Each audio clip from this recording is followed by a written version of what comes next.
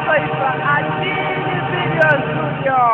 Tusenga kuno kuti Atini Movie Studio timachambula maukwati, nyimbo, timapakito ndosiyana kupatikizapo mafilimu.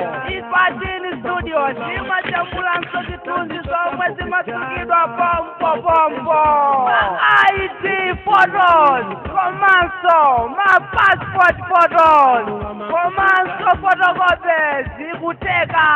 Bizokazo ayi Atini Studio timagulitsa zipangizo za mafoni, ma memory card, ma earphones, ma moderator, ma headphones, komanso ma housing amafoni, ma patile abwino olimpa, ma space, komanso ma charger amafoni osiyana. Musaiwale kuti kuno kutini Movie Studio ndikuchimake kwa mafilimu osiyana molingana ndi chisankho chanu. Achichewa, achizungu, nyimbo za Chimalawi ndi mafilimu za Chimalawi.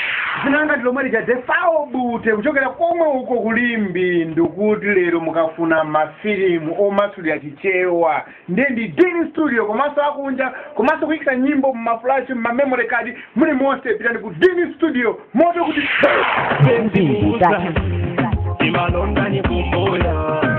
Dini Studio.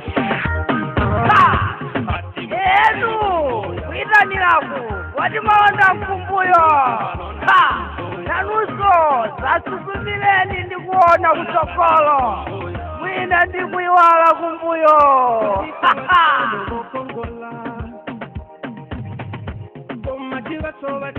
Izitu kulongwe pafupi nditeboti ya mangoja. Phone number 083-680-836 099-373-2953. Zinanga ni Martin Elijah.